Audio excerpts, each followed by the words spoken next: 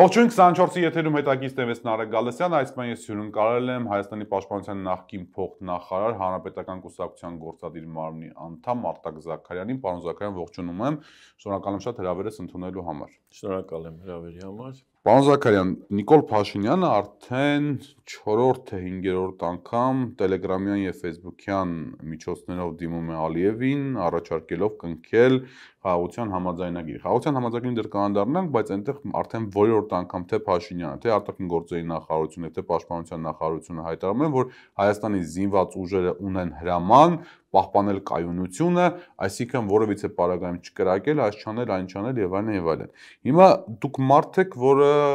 այսպես ամիջապես զբաղված է եղել պաշտպանական գերատեսչության համակարգմամբ, առնվազն որոշ ոլորտների, ուզում հասկանալ եւ ինչպես նաեւ զինված ուժերում սպա եք եղել, ծառայել եք զինված ուժերում, ուզում հասկանամ, այսպիսի հրապարակային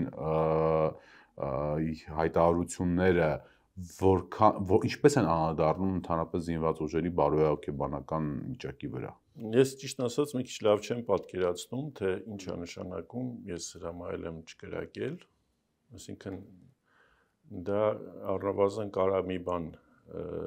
լինի, երբ հակառակորդը պատրաստվում է ինչ-որ գործողություններ անելու եւ դու դրա մասին գիտես եւ նախապես քո զինված ուժերին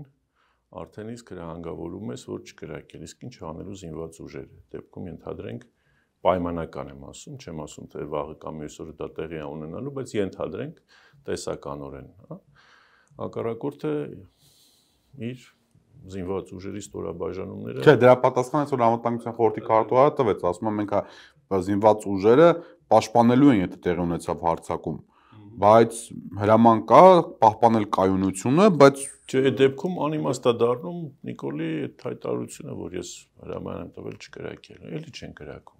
Ասում է ես բառացիորեն ընթերցեմ դեպքությամբ, ասում է իմ հանձնարարականը ՀՊՆ-ին հստակ է հրադադարի ռեժիմի ոչ մի խախտում չանել։ Դրանով ուզում եմ երևի ասի ամենայն հավանականությամբ, եթե նիկոլերենից թարգմանենք մաքուր հայերենի, որ մենք չենք, ասինքն դա պատասխան Ադրբեջանի այն կեղծ հայտարարությունների, որ իբրև թե հայկական զինված ուժերը անդադ խախտում են սահմանի տարբեր երկայնքով հրադադարի ռեժիմը։ Նու բնականաբար Ադրբեջանը դա հենց այնպես չի ասում, ամենայն հավանականությամբ որևէ լեգիտիմ հիմք է փնտրում նոր ագրեսիա իրականացնելու Հայաստանի սուվերեն տարածքների նկատմամբ։ Դրա համար երևի թե Նիկոլը տվել է արդեն որոշակի հիմքեր, այլապես այդքան հեշտ չի այսօրվա աշխարհում այնց լեգիտիմ հիմքեր փնտրել, հենց այնպես խաղաղության բանակցություններ ընթացող ժամանակահատվածում մի ձեռքով էլ կամ մի ոտքով էլ փորձել ագրեսիայի գնալ։ Բայց պարոն Զաքարյան, որ մի բանն է պատերազմը լեգիտիմ, որ իբր բոլոր պատերազմներն էլ լեգիտիմ են։ Բոլոր պատերազմները, եթե տվյալ պատերազմ սկսողները կարողանում են հիմնավորել իրենց կենսական շահերը։ Հիմա ես ուղղակի չեմ կարող հասկանամ, թե կոնկրետ ասենք Նիկոլը ինչ է պայմանավորվել Ադրբեջանի հետ, ինչ են ուզում երկուսով միասին Հայաստանի գլխի նոր փորձանք բերեն եւ ինչպես են ուզում հայ ժողովրդի նորից, այսպես ասած, պատերազմի առկայությամբ կամ պատերազմի հավանականությամբ վախեցնելով ստիպել համակերպվել նոր կապիտուլյացիոն փաստաթղթի հետ։ Այսինքն դուք կարծում եք մի քիչ ես կամ փորձեմ հստակեցնել, դուք կարծում եք, որ այս հնարավոր աստված մի արածցե ինտերվենցիան կամ ագրեսիան Ադրբեջանի կողմից ձեռնտու է ոչ միայն Ադրբեջանին, այլ նաև Հայաստանի իշխանություններին։ Այո, որովհետև դա առաջին հերթին իր մեջ պարունակել է հոգեբանական ճնշում, հոգեբանական ներազդեցություն։ Բայց այդ պարագայում 2 վայրկյանը մեկ Փաշինյան Ալիևին հիշեցնել, որ իրենք պատրաստ են խաղաղության համաձայնագիր կնքել, ինչի համար է։ Դա Նիկոլի ալիբին է, որ ես ամեն ինչ արել եմ խաղաղության համար, բայց դե ինչ անենք, տեսեք Ալիևն է մեղավոր։ Իր համար, այսինքն եթե բոլորը մեղավոր են, այդ թվում նաև Ալիևն էլ կարա մեղավոր լինի։ Ալիևի համար էլ բոլորովին նշանակություն չունի, թե հայ ժողովուրդը ինչ է մտածում Ալիևի մասին։ Պարզավոր լավ բան չի մտածելու։ Հետևաբար նա էլ իր պետության շահերից ելնելով այսպես մինչև վերջին սանտիմետրը, մինչև վերջին հնարավորությունը, մինչև վերջին վերականգնվելու ռեսուրսը Հայաստանի ձեռքից խլելու Պարոն Զաքարյան, եթե մի բան անգամ ընդունենք, որ Նիկոլ Փաշինյանը գնում է այն սցենարով, որ դա զարհուրելի սցենար է, ինչի մասին որ դուք խոսում եք, ես ուզում եմ ամեն ինչի մեջ Ես ուղղակի ուրիշ տրամաբանություն չեմ տեսնում։ Հասկանալի է, դե եկեք քննարկենք, դրա մեջ ռացիոնալիզմ եմ փորձում փնտրել։ Դե բոլոր սոցհարցումներով Հայաստանի իշխանությունների վարկանիշը սարսափելի ընկել է, այսինքն տարբեր թվեր են ասում, մեկը 11%, մեկը 10 ամիսների եւ ըստ հարցերի։ Հա, բայց բավական ցածր է։ Դա իհարկե հանրանկերության ասենք չի բարձրացրել ընդդիմության վարկանիշը, բայց համենայն դեպս իշխանության վարկանիշը ընկած է։ Այս իշխանությունը մեր ժողովրդին ասում է, որ բերում է խաղաղություն։ Վերջին 2-3 տարվա բոլոր ստորացումները, բոլոր ողբերգությունները, Արցախի ճակատագրի նկատմամբ անտարբերությունը, դա հենց էլի, այսինքն էլի էլ չթվարկեմ հերթով, այդ ամեն ինչը արվել է իբր խաղաղության թուղթ բերելու տակ։ Եթե այսքանից հետո Ալիևը հարձակվում է Հայաստանի վրա, ապա ակնհայտ է դառնում, որ Փաշինյանը այլևս անգամ իր կողմնակիցներին չի կարող համոզել իր գծի ճշմարտացիության կամ առանց այլընտրանք լինելու մեջ։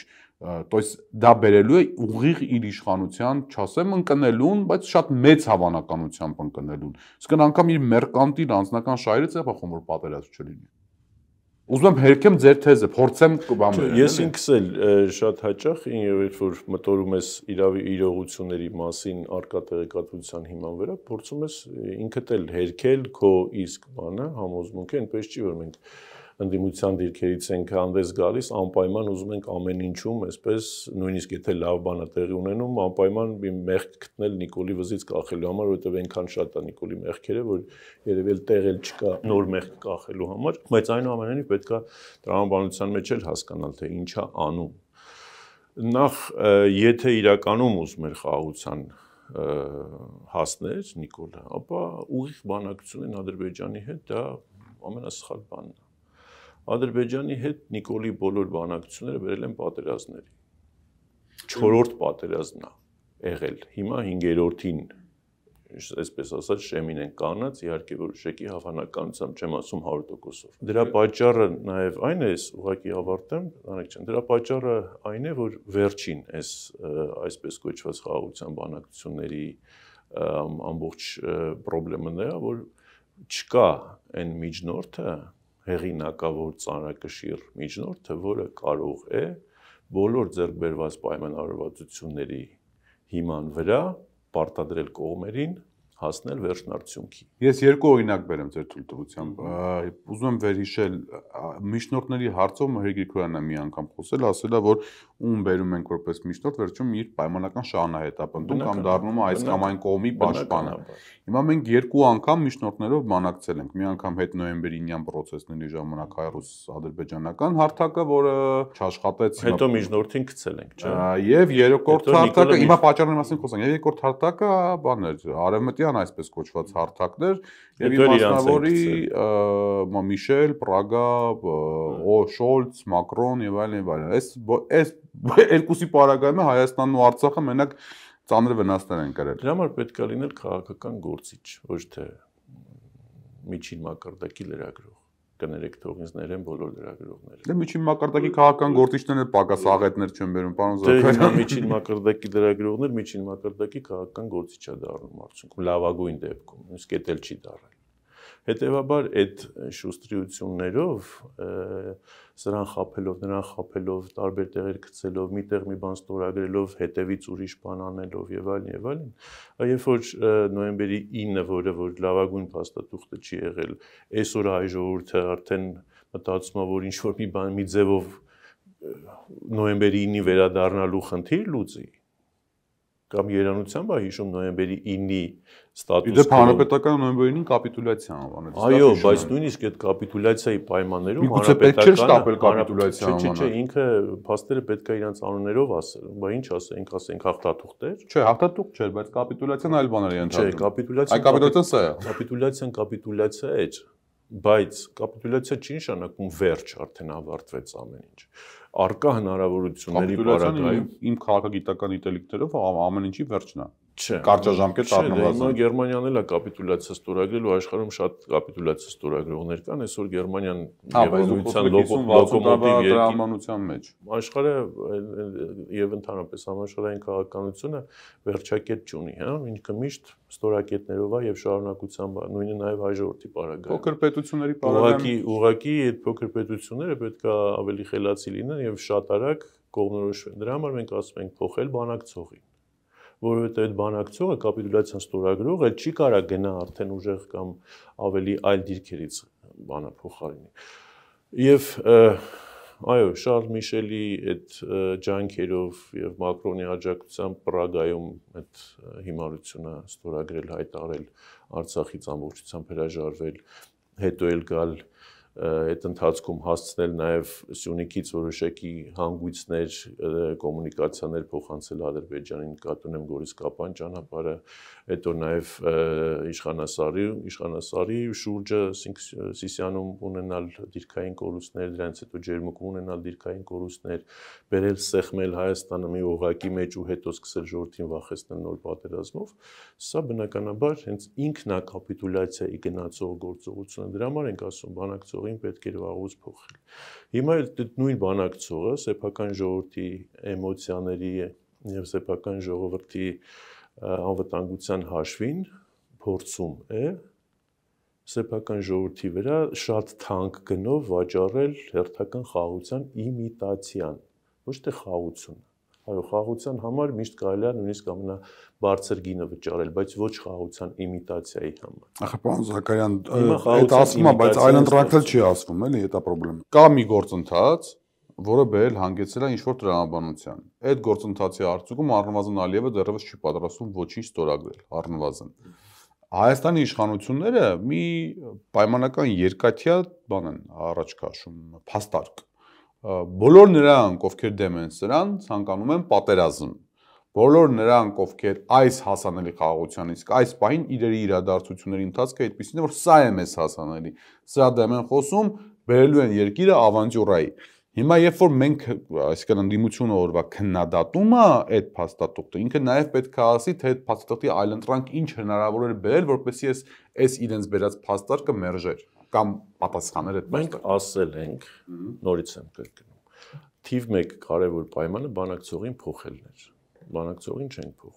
չենք փոխել։ Դե դուք դիփոխեք, չփոխեցիք։ Այո, փորձել ենք մի քանի անգամ, ժողովուրդը մեզ այդ հարցում բավարար աջակցություն չի ցուցաբերել։ Հավատացել է Նիկոլի խաղաղության բանին, իլյուզիային, խաբեության մեծ հաշվով։ Այսօր ունենք ոչ թե խաղաղության, բանակցված խաղաղության փաստաթուղթ, այլ այսօր ունենք իմիտացիա, խաղաղության գնացող, խորքում նոր պատերազմական ռիսկեր պարունակող իմիտացիա։ Դուք հավանական համարում եք պատերազմը այս պահին։ Լինելով մարդ, որ վերջերս զինվորական գործի հետ մասնագետ է եղել։ Հավանականությունը տեսնում եմ, չեմ կարող ասել, որ անխուսափելի է, բայց հավանականությունը ցավոք փոքր չէ։ Ցավոք փոքր չէ։ Նիկոլի պարագայում, նույնիսկ եմ ասում, իրական խաղաղության հիմա հնարավոր է հասնել, բայց ոչ այն ճանապարհով, ինչ որ Նիկոլն է հիմա։ Որն է այդ ճանապարհը։ Տեսեք, Նիկոլի գրառումները այս վերջին օրերին 3 եւ այսօր sense ինտենսիվ գրառումները, կես ժամը 1 կամ 2 ժամը 1 գրում է, որ պատրաստ է ստորագրել։ Ում ասում դա։ Դուք էլ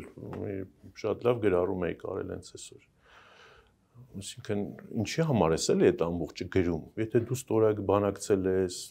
բոլոր կետերը 17-ը վերջում էլ այդ 2-ին էլ համաձայնվեցիր, 17-ն էլ համաձայնացրել ես։ Հիմա ինչ ես քեզ ճղում 2 ժամը 1 թե պատրաստ ես ստորագրել։ Իսկ աշխարհի վեճը չի, աշխարհը բոլորը ողջունեցին, որ լավ եք արել, որ բանակցությունները բրծել եք, ապրեք, մալադեց, անցեք ձեր գործերին։ Ու վերջ։ Հիմա դու Ալիևին ես ասում պատրաստ ես ստորագրել։ Ինքը քեզնից լավ գիտի, որ դու պատրաստ ես ստորագրել, բայց դա դեռ բավարար չի։ Նա տեսնում է, որ Իրանից պահանջող չկա, բացի քեզնից ուրիշ ոչ մեկ իրանից չի պահանջում։ Իսկ դու Ալիևին տրամադրություններ այս բաներով իմիտացիայով թե սահմանին էսկալացիոն իրավիճակ է, նաև աշխարհի տրամադրություններն է ստուգում։ Տեսեք, նայեք, Ռուսաստանին չի հետաքրքրում հիմա։ Նիկոլի այդ պատրաստակամությունը ստորագրել։ Միացյալ Նահանգներին չի հետաքրքրում։ Եվրոմիությանը նույնպես չի հետաքրքրում, նույնիսկ հետաքրքրել Ալիևի վրա լծակցություն։ Այո։ Եվրոդիտորդները սահմանին են։ Եվրոդիտորները ձեն չեն հանում հիմա։ Չէ, ինչու հանեցին, ասին այդ բան չկա, առանձնապես ինչ որ իրավիճակ չկա։ Չէ, բայց չեն ասում, չէ, որ Ադրբեջանից չես ասում հայկական զինված ուժերը որևէ հրադադարի խախտում չեն արել։ Չէ, սպայն դա էլ չեն ասում, ասում են, որ ինչ որ առանձնապես իրավիճակ չկա։ Ահա, բայց նույնիսկ այդ պարագայում, եթե դու նույնիսկ ասեն համաձայնվել ես, որ եվրոդիտորներն էլ պետքա գնան, նրանք իրենց միսիան համարում են արդեն ավարտված, այսինքն նրանց ասած չասածն էլ մեծ հաշվով որևէ ազդեցություն չի ունենալու, որովհետև ընդհանրապես մարդկանց խումբ են, որոնք որոշակի գործառույթ էին անում։ Հիմա դու կտրեցիր նաև այդ քաղաքական իրանց բանը, այսպես ասած, դերակատարությունը համաձայնվեցիր Ադրբեջանի հետ, իրանք արդեն էլ նույնիսկ եթե ասեն էլ մեծ հաշվով ոչինչ չի փոխելու։ Հետևաբար դու մնացել ես մենակ։ Հիմա մնացել ես դա լսում է միայն քո ժողովուրդը, այսինքն մենք։ Մենք էլ լսում ենք, ասում ենք շատ լավ, հիմա պատրաստ ես ստորագրելու, հետո ինչ հիմա ինչն է ստորագրելու։ Բախի չես ստորագրում, որ պատրաստ ես ստորագրելու։ Բախի այնում հետ բանակցում ես, նրանք էլ երեկել, չէ, հայտարարեցին, որ մինչև սահմանադրությունը չփոխես, մինչև բոլոր պայմանները չկատարես, ստորագրության մասին խոսք լինել չի կարող։ Ինչ է սա նշանակում։ Իսկ սահմանադրություն փոխել այդքան հեշտ գործընթաց է, մեր ժողովուրդը պատրաստ է Նիկոլի այս խայտարակության տակ մտնի։ Ատրճանակի ազդեցության տակ։ Այսինքն սա հետևաբար Նիկոլը նորից բերում է նոր մեղավոր փնտրելու, այսինքն իմես անգամ ամբողջ ժողովրդին մեղավոր դարձնելու, Ալիևին մեղավոր դարձնելու, որովհետև միջնորդ չկա, այն ժամանակ ռուսները միջնորդ էին, ռուսներին մեղավոր դարձրեց Արցախի կորստի համար, չէ։ Հետո արևմուտքին մեղավոր դարձրեց այդ ամբողջ process-ի եւ այլնի համար։ Այսինքն այս ավանտյուրան, այս խաբեությունների շարքը, շղթան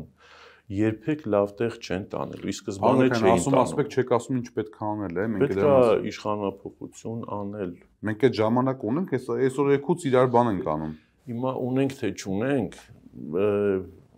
հասկանում եք, ասինքն ես մի քաղաքական ուժի ներկայացուցիչ եմ, որը պարզ է, որ ինքը ինքնուրույն միայնակ դա չի կարողանալու անել։ Բայց միևնույն ժամանակ մեր քաղաքական ուժը հանրապետական կուսակցությունը 18 թվականից առ այսօր փաստորեն ինչ ասել է այդ ամբողջ իրականությունը դարել ճիշտ է դուրս եկել։ Եվ մեզ ընդհանրապես պետք է լսել։ Մենք չենք ասում, հեսա վերջ ժողովուրդ դու գնացեք տուն, հեսա նայեք տեսեք մենք ինչ ենք անում։ Չէ, մենք միայնակ դա չենք կարողանալու անենք, որովհետև առաջին իսկ ոստիկանությունը միանգամից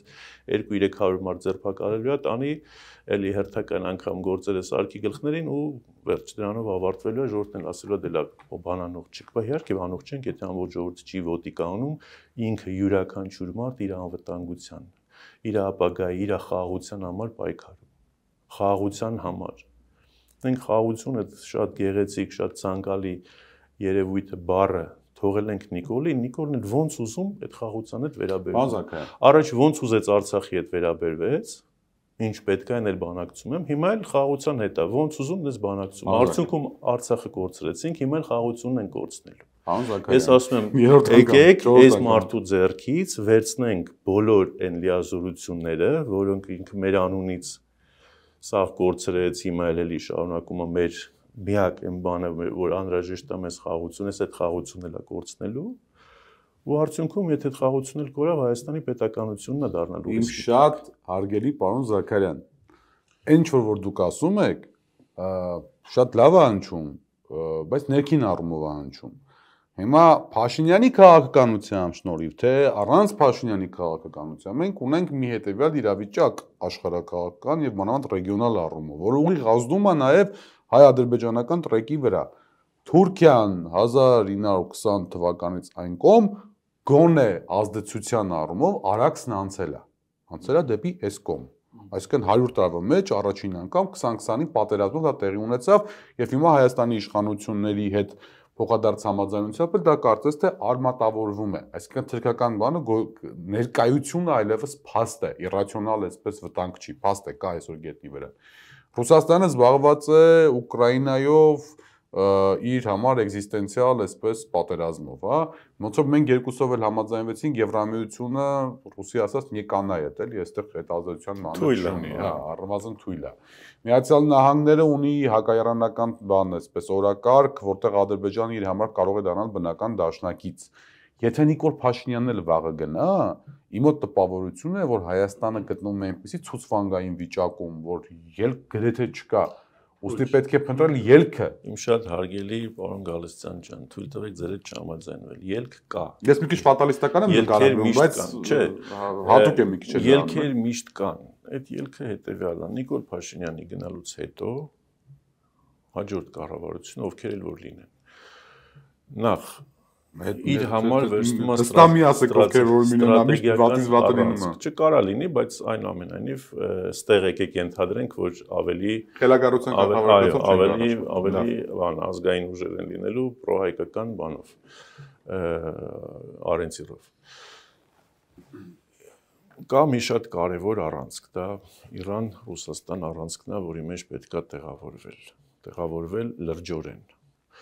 Միացյալ Նահանգները արդեն իսկ փոխում են իրենց ընդհանուր ստրատեգիան Ռուսաստանի հետ, այսինքն կա երկխոսության դες հիմա գուբերնիստ լինելու մեջ են մեղադրել։ Չէ, գուբերնիստի կապ չունի։ Կա երկխոսության առնվազն բացված տրեք, որտեղ կարելի է մտնել նաև այս պահին ոչ թե Հարավային Կովկասը քննարկել, այլ Հայաստանի համար էգզիստենցիալ խնդիրը քննարկել։ Նույն Միացյալ Նահանգներում կան բավականին լոբիստական հնարավորություններ, որոնք որ Միացյալ Նահանգների, այսպես ասած, դրական վերաբերմունքը Հայաստանի կենսական շահերին կարող են ապահովել։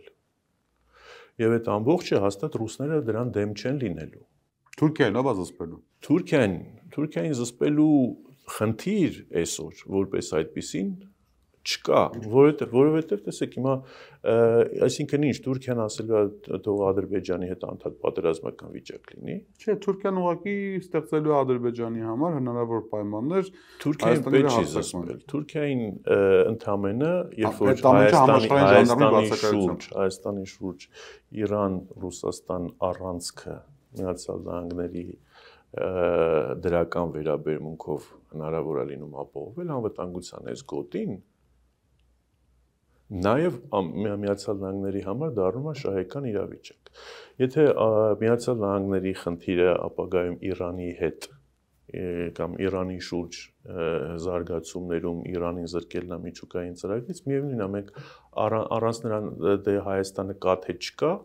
դա միշտ հնարավոր է լինելու անել, այսինքն մեծ հաշվով Հայաստանը մեծ այստեղ ինչ որ դերակատարություն չունի, մենք մեր խնդիրը նախ պետքա կարողանանք լուծել, բայց այդ մեր խնդրի լուծման պարագայում մենք նախ Իրանին արդեն որոշակի որպես դաշնակից ավելի, այսպես ասած, բան ենք տալիս, ռեալ պայքարելով, այսպես ասած, Իրանի շուրջ օղակը չսեղմելու հնարավորություն, որովհետև այսօրվա քաղաքականությունը ինչ որ Նիկոլն անում է, դա նաև Իրանին է դեմ։ Այսինքն բերել մի իրավիճակ, որ Ադրբեջանը արդեն ռազմական ճանապարհով բերի փակի Սյունիքի բաները, իբրև թե Նախիջևանի հետ ճանապարհ բացելու անվանտակ, նաև փակի ամբողջ Սյունիքի Իրանի հյուսային դեպի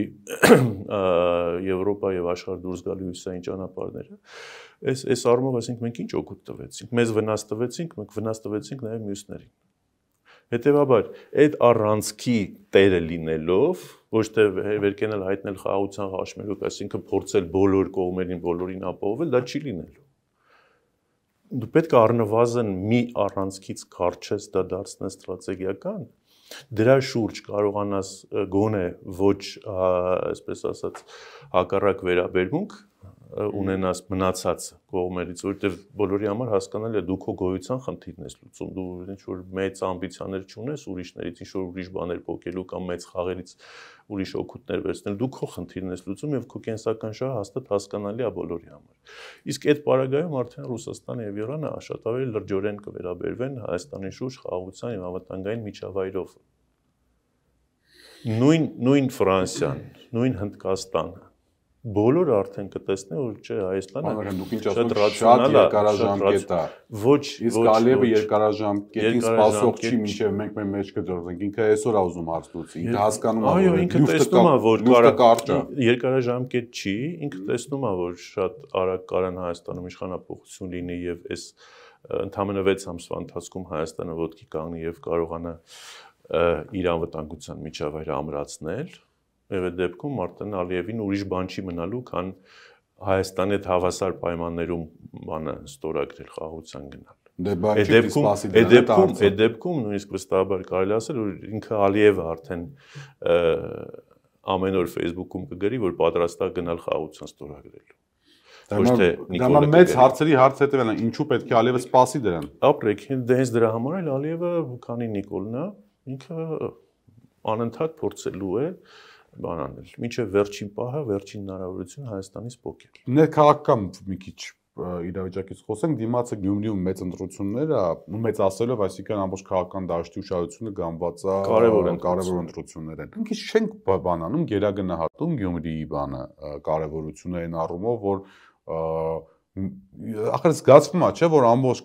մասնավորապես ընդդիմադիր դա քաղաքական դաշտի պատտեքստերն է, որ Գյումրիի ընտրությունները կարա վերածվի, կարա տա համապետական էֆեկտ։ Եթե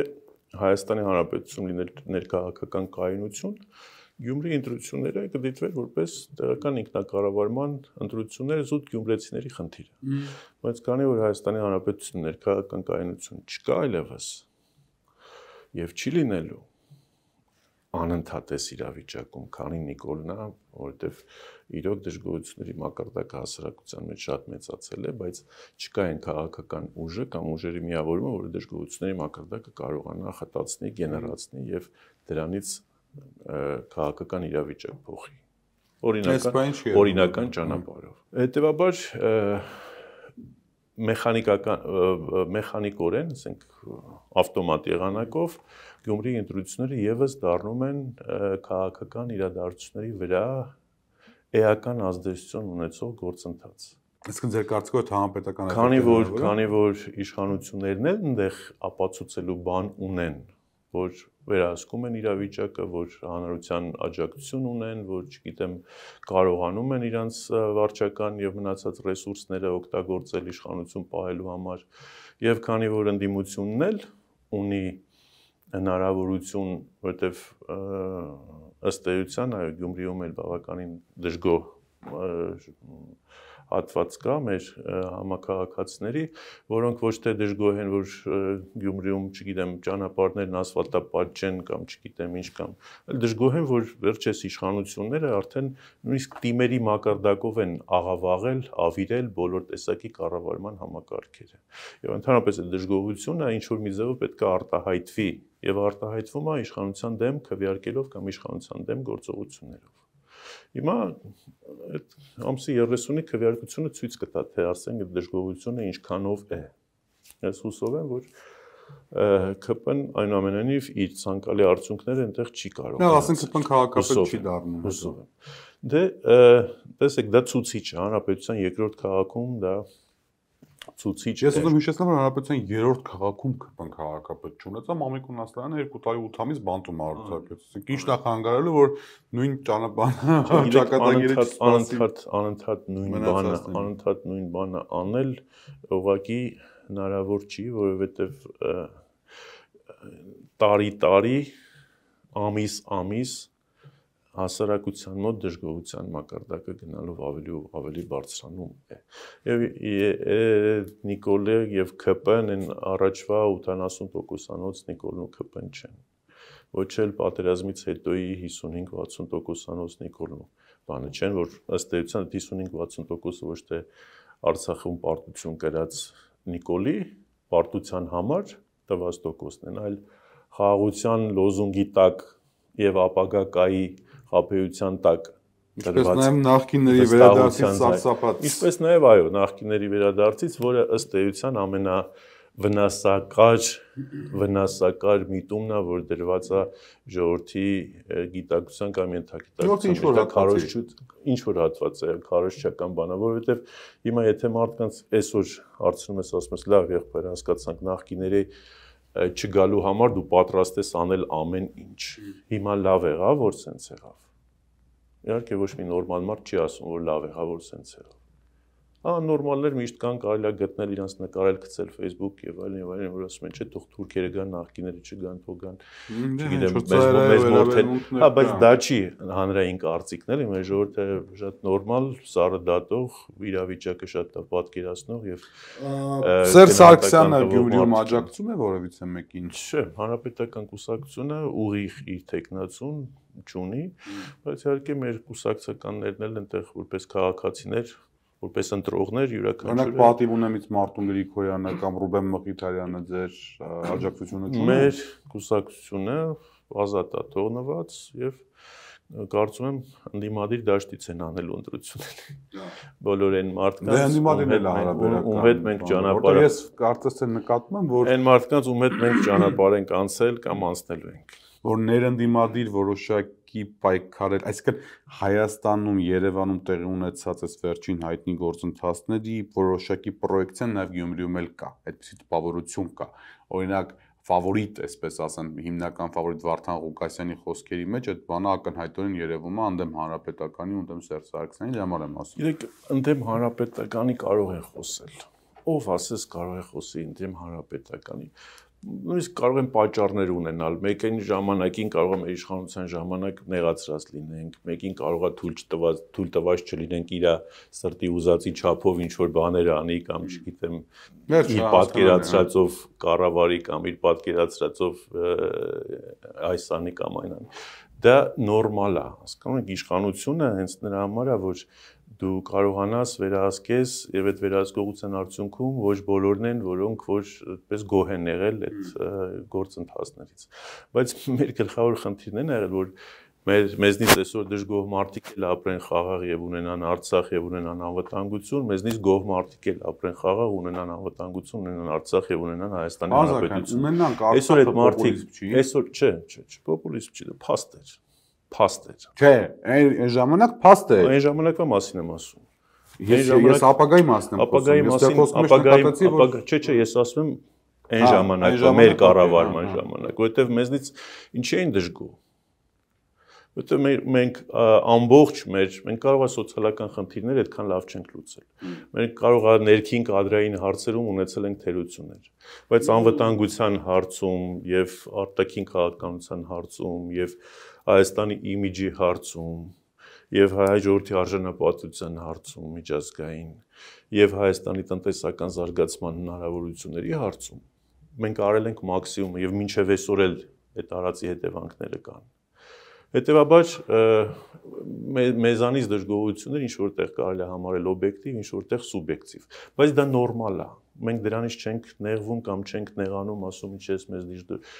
Միևնույն է, արդյունքում բոլորը գալու են մեկ ընդհանուր գլոբալ խնդրի, ընդհանուր անվտանգության խնդիրը լուծելու։ Եվ եթե մեզանից դժգոհները գիտեն այդ անվտանգության խնդիրը լուծելու ճիշտ ճանապարհը, հայ ժողովրդի գոյաբանական անվտանգության խնդիրը լուծելու ճիշտ ճանապարհը, խնդրեմ Աստված իրանց հետ, մենք էլ իրանց օգնական։ Այդ առումով խնդիր չկա, այսինքն բացարձակաբար 26 թիվ ընտրություններ հիմա տեսեք մենք ամեն ինչ նկարագրում ենք, ինչքան վատ է, ինչքան էսա, ինչքան է նաև այլն, բայց չենք ասում, որ վերջի լավ ընդդիմությունը եւ իմաստավորի ընդդիմության հատվածը, որ առաջնորդում է Սերժ Սարգսյանը կամ հանրապետական կուսակցությունը, անելիք ունի այս առումով, որտեղ հանրապետական անդադար ասում են պետք չէ գնալ Փաշինյանի հետ ընտրությունների, բայց նաեւ առանց Փաշինյանի ընտրությունների գնալու պլանը կամ առնվազն այսպես օթում կախված լուրերը դեռևս չկան քաղաքական դաշտում։ Եթե ճիշտ այդպես կամ կարողացան բացատրել ասածը։ Ավելի լավ հասկանանք, հա, իրավիճակը։ Ընտրությունների պետք չէ գնալ երևույթը միշտ կա այն իմաստով, որ Նիկոլ Փաշինյանի համար իշխանություն պահելը կյանքի լինել չլինելու խնդիր է, այսպես ասած, ինքն է այդպես դիտում։ Մենք չենք ասում, թե այդպես է, ասինքն որ Նիկոլ Փաշինյանի իշխանություն չլինի, վերջ ԿՊ-ն չի լինելու։ Կարող է նաև լինի էլ, կարող է նաև չլինի էլ, դա իրանց որոշելիքն է։ Բայց իրանք այդպես են նայում, հետեւաբար իրանք ոնց որ ասացի, կարան ընտրված քաղաքապետին տանեն նստացնեն։ Հիմա այս Գյումրիում ամեն ինչ անելու են, այդ թվում նաև տերոր, հայ ժողովրդի գլխին ինչ փորձանք ասես բերում են անում նրա ինչ տեսակի խաբեություն նույնիսկ վտանգավոր Արցախի կորուստի գնովել ամեն ինչի գնովել իրանք իրանց իշխանությունը պահելու են մինչև երբ անընդհատ պետքա տանք որ պահենք հետեւաբար գնալ ընտրության ճանապարհով դա էլ է ճանապարհ բայց ուր է այն վստահությունը որ դա չկա վստահություն փողոցային պայքարը ուր է փողոցային պայքարը այն այսօր որ այդ դժգոհությունները կան հասարակության մեջ այսօր որ ընդդիմադիր տրամադրված մարդիկ շատ ավելի շատ են նաև դրա արդյունքն է ու մեր համար բոլորովին կարևոր չի որ մենք անպայման այդ վերմակը քաշենք մեր վրա հազարական իշխանությունը փոխելու հասկանալի տեսեք եթե Նիկոլին հնարավորություն տվեցինք իր վարչապետությամբ հասնենք նրան որ Նիկոլը իր վարչապետությամբ նորից վերընտրվեց դա կարելի ասել կաշմար այլ հավասար այլ մնացած պայմաններում միշտ պետքա բոլոր հնարավորությունները փորձել միշտ պետքա բոլոր հնարավորությունները փորձել երբեք չփակել օրինակ impeachment եղանակով կառավարություն փոխելու ճանապարհ։ Դա համար падգամավորները ԿՊ-ի պիստոլով անեն։ Այդ թվում նաև, բայց ԿՊ-ի падգամավորներն էլ չէ, նրանք այստեղ ունեն ապրում են, ունեն ծնողներ, հարազատներ, բարեկամներ։ 200,000 մարդ մինչև փողոցում չեղավ, ԿՊ-ի падգամավորներից ոչ մեկ ոչ մի բան չի անել։ Ուրեմն պետքա նաև ձգտել հասնել դրան։ Փողոցային պայքար է պետք։ Արց ուրա փողոցային պայքարը էր այդտեղ պայքարը 4 անգամ եղել է։ Դե հիմա դա անարդյունք է, չէ։ Կա բան, այսպես ասած, որոշում, որ 4 անգամից ավել չի կարելի փողոցային պայքարը։ Չէ, կարա 500 անգամ է։ 500 լինելու է 500 անգամ, դա է հարցը։ Բնականաբար, մեր խնդիրը, մեր ասելիքը որն է։ Ամոչիլնի հարցը չի կարելի փակել այդ ճանապարհը։ Չենք փակում, ասում ամոչիլնի հարցը է։ Դե հիմա ոնց որ ասում են, как только так сразу։ Երբ որ դա արդեն դառնա բնական պահանջ, ասենց ասեմ։ Բանական ընտրությունների մի տարի է մնացել։ Գիտեք, արհեստական ընտրությունների մի տարի է մնացել։ Հա, բայց այդ մի տարվա ընթացքում Հայաստանին կարա շատ լուրջ սպառնալիքներ ու մարտահրավերներ ավելացնել։ Սպասում է սպառնալիքներ։ Չէ, ընդհակառակը։ Կարող սխալ հասկացնել։ Ընդդիմությունը սպասում է այն հնարավորությանը, որ ի վերջո փողոցը կդառնա փողոցային պայքարը կդառնա արդեն հարցի լուծման միակ եւ գլխավոր ճանապարհը։ Այդ թվում նաև impeachment-ը։ Որովհետև եթե ասենք կան տարբերակներ, մեկը ասում է այս ճանապարհը, մյուսն այն ճանապարհը, մեկը պատրաստում ընտրություն։ Իրանց էլ պետք չի։ Գիտեք, յուրաքանչյուր ուժ ինքը յուրաքանչյուր ընդդիմության ներսում յուրաքանչյուր քաղաքական ուժ ինքը իր պատկերացումներն ունի։ Եվ երբ որ այդ քաղաքական ուժերի մեջ կա երկխոսություն այդ պատկերացումների շուրջ, պետք չի այդպես նայել, ասել, այս ինչ բան է, այս ինչ բան է կռիվ եք անում, վեճում եք, էս եք անում, են եք անում։ Սա ընդհանրապես այդ պատկերացումների մենք մեր համոզմունքներն ենք ասում։ Այսօր պատկերացումների մասին է վեճը, ես այդ թեմային չեմ մտնում, բայց պատկերացում անձնական վիրավորանքների։ Մինչև այսօր մենք ինչ ասել ենք ճիշտ է դուրս եկել։ Հասկանում եք, մենք ի վերջո օթից չենք խոսում կամ մերկապարանոց չենք ասում, մենք ասում ենք փաստարկված, հիմնավորված, արդեն իսկ տեղի ունեցած, արդեն իսկ եղած փաստերի հիման վրա մեր պատկերացումները։ Կարող ենք մենք օրինակ ապագայի հարցում սխալվել, կարող ենք։ Դոգմաներ չեն, ոչ էլ մենք վերինաշճանի ճշմարտությունն ենք, բայց մեր փորձը, մեր գիտելիքները, մեր վերլուծելու կարողությունը, մեր ճանաչողությունը, մեր աշխարհաճանաչողությունը մեզ բերել այն համոզման, որ ախպեր ջան, ընտրություններով հնարավոր չի։ Հա, բայց կարտի բան ռուկի ով է ձեզ խանգարում։ Դե հիմա ոչ մեկ չի խանգարում, մենք էլ դրան նախապատրաստվում ենք, ինչ եք ուզում ես։ Դե այդ եմ ուզում լսեմ, էլի։ Շնորհակալ եմ շատ։ Շնորհակալ հրավերից ընդունելու հետաքրքրությունի համար։ Իմ հյուրն էր Հանրապետական կուսակցության գործադիր մարմնի անդամ, Պաշտպանության նախկին փոխնախարար Արտակ Զաքարյանը։ Լավ եղեք։